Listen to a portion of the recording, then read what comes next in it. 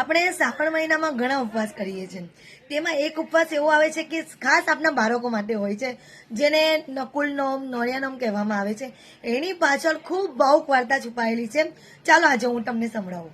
જૂના જમાનામાં એક નાનું બાળક અને એક પાતળો નોળિયો એક સાથે રહેતા હતા.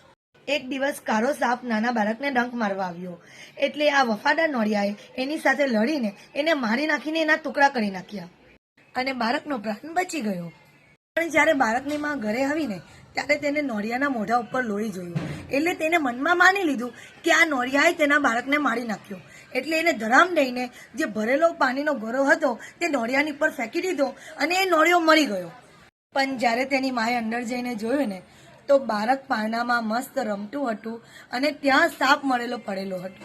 એટલે આ વાર્તા પરથી એવું જાણવા મળે છે કે તે નોળિયો નિર્દોષ હતો અને તેની માએ તેને પોતાની ગેરસમજનો પસ્તાવો થયો. એટલે આ માતા શ્રાવણ વદ નોમને દિવસે નોળિયાદેવનું પૂજન કરી તેમનું વ્રત કર્યું. બસ ત્યારથી જ આપણા પોતાના બાળકના રક્ષણ માટે આપણે શ્રાવણ મહિનામાં નોમને દિવસે નોળિયાદેવનું પૂજન કરીએ છીએ.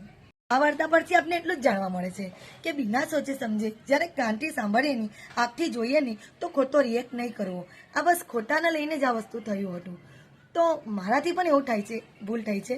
આપણે કોઈની વાત સાંભળી લઈએ છીએ, પણ આપણા કાનથી અને આપણી આંખથી જ્યારે પણ જોઈએ નહીં ત્યાં સુધી ખોટું રિએક્ટ કરવાનું નહીં.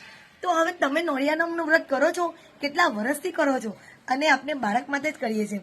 આપણે ગોળણીઓ પણ બેસાડીએ છીએ અને અમારે ત્યાં તો અમે સુરતીઓ, અમે લોકો તો મગનું શાક ખાઈએ છીએ, જે વગર કાપેલી વસ્તુ અંદર નાખવામાં આવે છે.